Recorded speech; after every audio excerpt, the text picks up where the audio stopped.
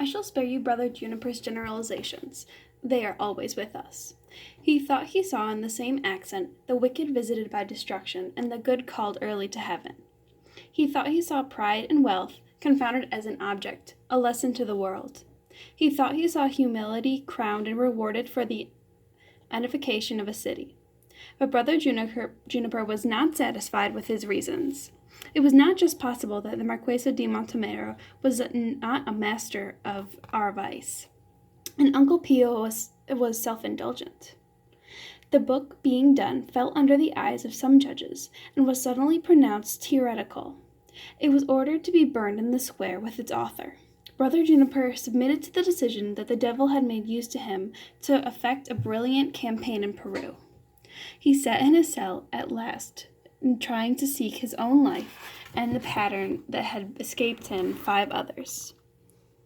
He was not rebellious. He was willing to lay down his life for the purity of the church. He longed for one somewhere to testify for him that his intention, at least, had been of faith. He thought there was no one in the world who believed him. But the next morning, in all that crowd and sunlight, there were many who believed, for as much as was loved. There was a little delegation from the village of Poro and Nina, goodness 2, piety 5, usefulness 10.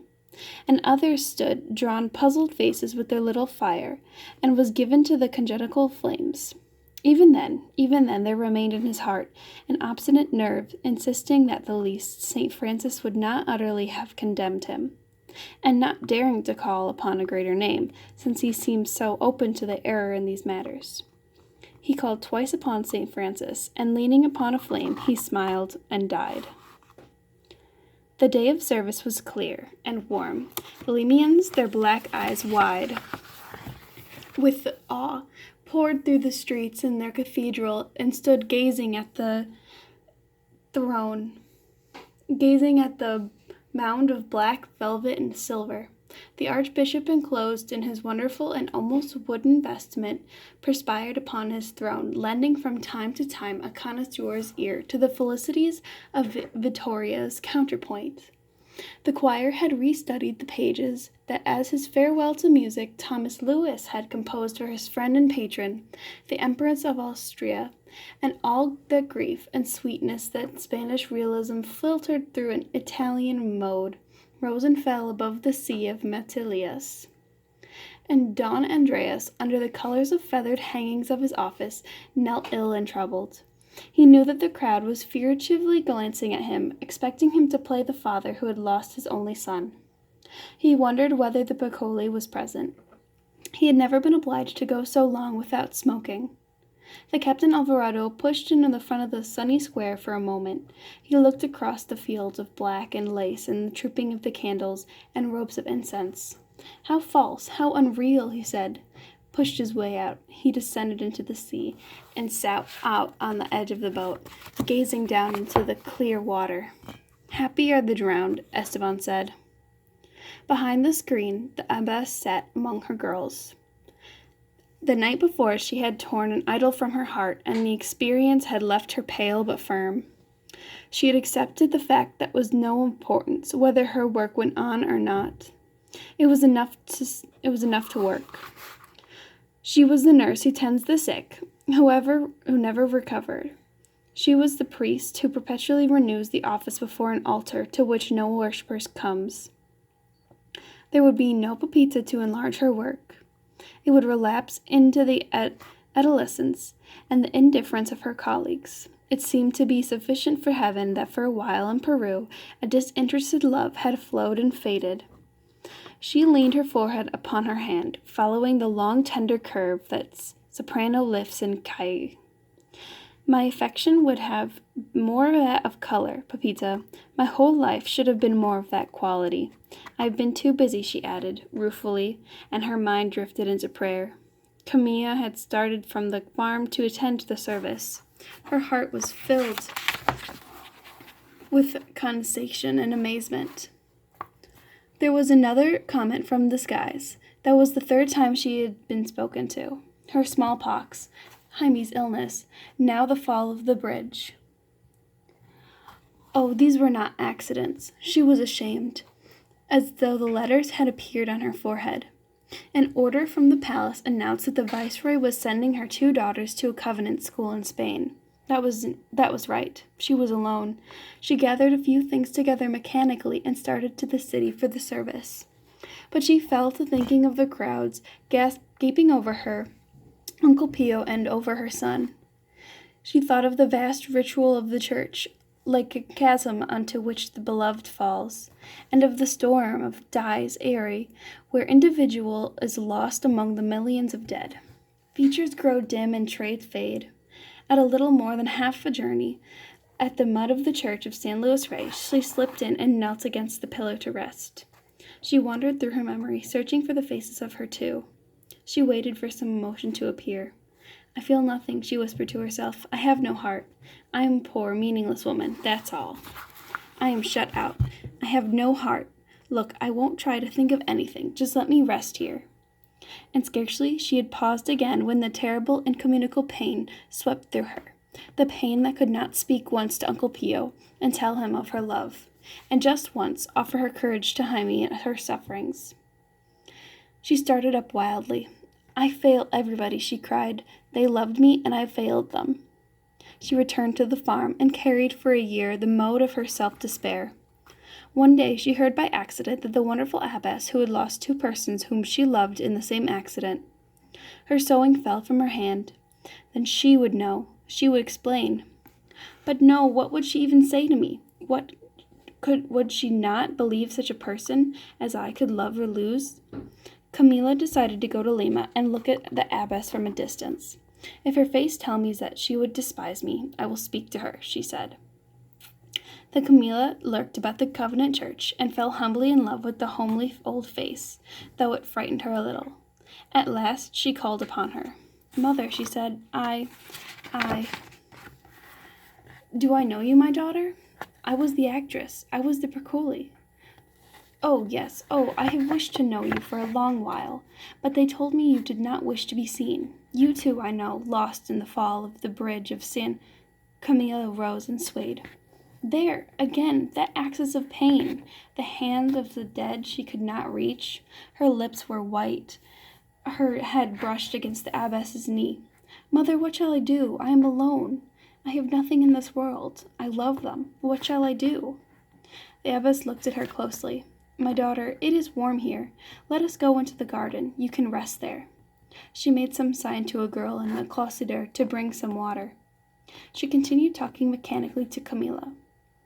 I have wished to know you for such a long while, Senora. Even before the accident, I had wished to know you. They told me that the Ados Sacramentales, you were a great, beautiful actress in the Belshazzar's feast. Oh, mother, you must not say that. I am a sinner. You must not say that. Here, drink this, my child. We have a beautiful garden. Do you not think so? You will come and see us often, and some day you will meet Sister Juana, who is your gardener-in-chief. Before she entered religion, she had almost never seen a garden, for she had worked in the mines high up in the mountain, and now everything grows under her hand. A year has gone by, Senora, and our accident. I lost 2, who had been children in my orphanage, but you lost a real child of your own. Yes, mother. A great friend. Yes, mother. Tell me. Then the whole tide of Camila's long despair, her lonely, obstinate despair since her girlhood, found its rest on that dusty friendly lap on Sister Juana's fountain and roses. But where are sufficient books contained the events that would not have been the same without the fall of the bridge? From such a number, I choose more.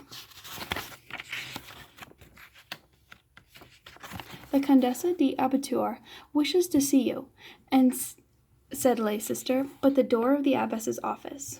Well, said the abbess, laying down her pen, who is she? She's just come from Spain. I don't know. Oh, was it some money, Inez? Some money for my house for the blind? Quick, bid her come in. A tall, rather languorous beauty entered the room.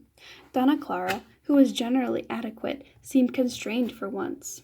Are you busy, dear mother? May I talk to you for a while? I am quite free, my daughter. Will you excuse an old woman's memory? Have I known you before? My mother was the Marquesa de Montemera. Donna Clara suspected that the abbess had not admired her mother, and would not let the older woman speak until herself made a long, passionate defense of Donna Maria. The languor fell away in her self-reproach. The last of the abbess told her that Pepita and Esteban, and of Camila's visit, all have failed us. One wishes to be punished. One is willing to assume all kinds of penance. But do you know, my daughter, that in love, I scarcely dare say it, but in love our very mistakes don't seem to be able to last long? The Condesa showed the abbess Donna Maria's last letter. Madre Maria dared not to say aloud how great her astonishment was that such words that since what the whole world was murmured over with joy, could spring in the heart of Pepita's mistress. Now learn, she commanded herself, learn at last that anywhere you may expect grace. And she was filled with happiness like a girl at this new proof that the traits she had lived for were everywhere, and that the world was ready. Will you do me a kindness, my daughter? Will you let me show you to my work? The sun had gone down, but the abbess led the way with a lantern down the corridor after corridor. Donna Clara saw that the old and the young, the sick and the blind, but most of all she saw the tired, bright old woman who was leading her. The abbess would stop in a passageway and say suddenly, I can't help thinking that something could be done for the deaf and the dumb. It seems to me that some patient person could study out a language for them. You know there are hundreds and hundreds in Peru. Do you remember whether anyone in Spain has found a way for them? Well, someday they will, or a little later. Do you know, I keep thinking that something can be done for the insane. I am old, you know, and I cannot go anywhere. These things are talked about. I watch them sometimes, and it seems to me, in Spain, they are gentle with them. It seems to me that the secret is it is hidden from us, just around the corner. Someday, back in Spain, if you hear anything that would help us, will you write me a letter, if you are not too busy? At last, Donna Clara had seen the kitchens. The abbess said, Now will you excuse me, for I must go into the room of the very sick and say a few words for them to think about when they cannot sleep. I will not ask you to come with me there, for you are not accustomed to such sounds and things. And besides, I only talk to them as one talks to children. She looked up at her with the modest and rueful smile. Suddenly she disappeared for a moment to return with one of her helpers, who had likewise been involved in the affair of the bridge, who had formerly been an actress. She is leaving me, said the abbess, for some work across the city, and when I have spoken here I must leave you both, for the flower broker will not wait for me any longer, and our argument who will take much time. But Donna Clara stood in the door as the abbess talked to them, the lamp placed on the floor behind her. Madre Maria stood with her back against the post. The sick lay in rows, gazing at the ceiling, trying to hold their breaths. She talked that night of all those in the dark. She was thinking of Esteban alone. She was thinking of Pepita alone, who had no one to turn to, for whom the world perhaps was more difficult without meaning, and those who lay in their beds there felt that they were there within a wall that the abbess had built for them, within all that was light and warm, and without was the darkness that they would not exchange, even for relief from pain and from dying. But even while she was talking, other thoughts were passing in the back of her mind. Even now, she thought, almost no one remembers Esteban and Pepita but myself. Camila alone remembers her Uncle Pio and her son. This woman, her mother. But soon we shall all die, and all memory of those five will have left the earth, and we ourselves shall be loved for a while and forgotten. But the love will have been enough, and all those impulses of love return to the love that made them. Even memory, it is not necessary for love. There in a land of the living and the land of the dead, and the bridge is love. Only survival, the only meaning.